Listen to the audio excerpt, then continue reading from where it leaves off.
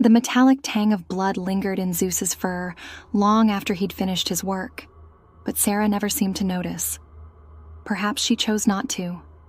Her delicate fingers would glide through his midnight coat, scratching behind his ears as if he were any other pet, not the monster who'd developed a taste for human flesh in service of her happiness. His single amber eye would track her movements with an intelligence that went far beyond canine, reflecting a predator's calculating patience. Sarah hadn't always been so blind to the violence. That first night, when she was just 13 and Zeus was newly adopted from the shelter, she'd heard the wet sounds of tearing flesh from the garage. But she'd pulled her pillow tighter over her ears, convincing herself it was just another of her father's drunken rages. The next morning, when he was gone and her mother's bruises were already beginning to fade, Sarah had looked into Zeus's remaining eye and seen something ancient there, something that understood the brutal calculus of survival. The shelter had claimed Zeus was a retired police dog, but Sarah knew better now. The scars that riddled his massive frame told stories of darker work. Dog-fighting rings, perhaps, or something even more sinister. His missing eye was a mass of twisted scar tissue, and his black coat couldn't quite hide the old bite marks and bullet wounds that mapped his history of violence. But it was the intelligence behind that remaining eye that truly set him apart. Zeus understood human speech perfectly, could read situations with an almost supernatural clarity, and most disturbingly, could plan. When Tommy Richards, Sarah's first boyfriend, slapped her across the face during an argument their senior year, Zeus didn't act immediately. He waited 3 days, watching, learning Tommy's routine. The boy's body was never found, but his class ring somehow ended up buried behind Sarah's garden shed, alongside her father's wedding band and other grim trophies Zeus had collected over the years. Mr. Peterson, her high school chemistry teacher, disappeared 2 weeks after making suggestive comments about Sarah's developing body. The police found traces of blood in his classroom, but Zeus had been thorough in his cleaning. Only a few strands of black fur remained, dismissed as belonging to the janitor's cat. The violence should have horrified Sarah, but years of witnessing her father's brutality had numbed her to the darker aspects of survival. Zeus was protection, loyalty made flesh, and if sometimes that loyalty required blood, well, the world had never shown her mercy. Why should she demand it of her protector? "You're such a good boy," she would coo, and Zeus would lay his massive head in her lap, his jaw strong enough to crush bone still gentle against her skin. Sometimes, in the dead of night, she'd catch him studying her with that single eye, and she'd wonder if he was measuring her soul, weighing her worthiness of his brutal devotion. The smell of death clung to the garden shed where Zeus kept his trophies, but Sarah planted roses there, their sweet perfume masking the decay beneath. Red blooms fed by the rich soil, made fertile by what lay buried deeper. Zeus would watch her tend the flowers, his scarred face almost thoughtful as she carefully pruned the thorny stems. Sarah's mother never questioned their good fortune after her husband's disappearance. She threw herself into her work, and if sometimes she looked at Zeus with a mixture of gratitude and terror, she kept her thoughts to herself. The dog had saved them, after all, even if the price had been paid in blood. The years passed, and Sarah grew into a beautiful young woman, her path cleared of obstacles by Zeus's savage devotion. College professors who graded unfairly vanished without trace. Jealous co-workers at her first job suddenly relocated without notice. Even the barista who regularly spelled her name wrong disappeared after one too many snide comments.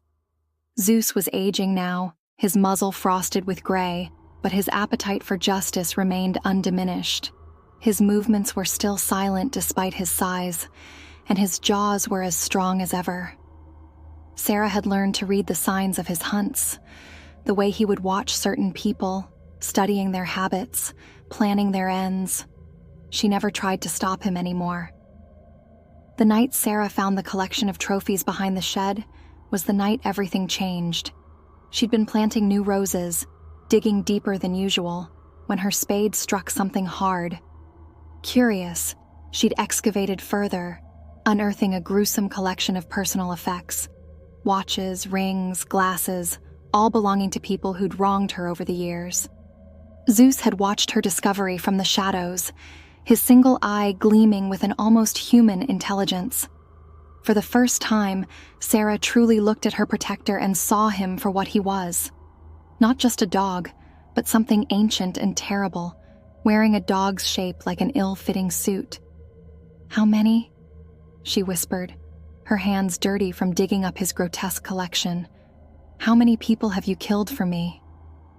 Zeus tilted his head, regarding her with that unsettling intelligence.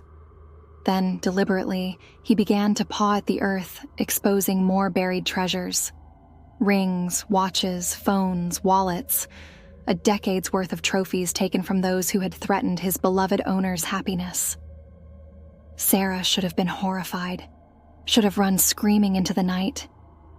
Instead, she found herself reaching out to stroke Zeus's scarred head, understanding finally blooming in her heart. This was love, in its most primitive and terrible form. Zeus had given her what no one else would: absolute protection, unconditional loyalty, and the freedom to survive in a world that had shown her nothing but cruelty. "Good boy," she whispered. And Zeus's tail wagged once, a gesture almost human in its satisfaction. Together they reburied his collection, planting fresh roses above the macabre collection. The flowers would bloom blood red come spring, fed by the rich soil and darker secrets below.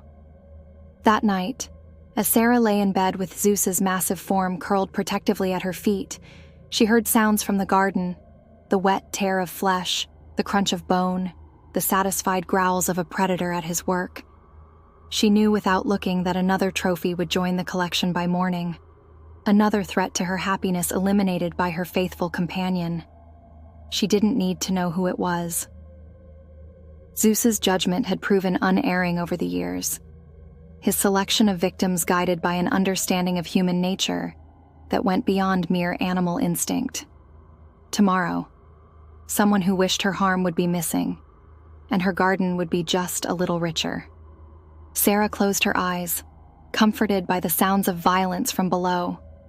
In a dog-eat-dog world, she had the fiercest protector of all, a monster who loved her, who killed for her, who would ensure her survival no matter the cost. As she drifted off to sleep, she could have sworn she heard Zeus laugh, a sound far too human coming from his canine throat. The roses would bloom especially bright next spring, fed by fresh blood and old bones, a testament to Zeus's unwavering devotion. And if sometimes Sarah caught him watching her with that single, knowing eye, measuring her soul against some ancient standard of worthiness, well, that was a small price to pay for survival in a world that devoured the weak. After all, in a dog-eat-dog world, it was better to be the one with the biggest teeth.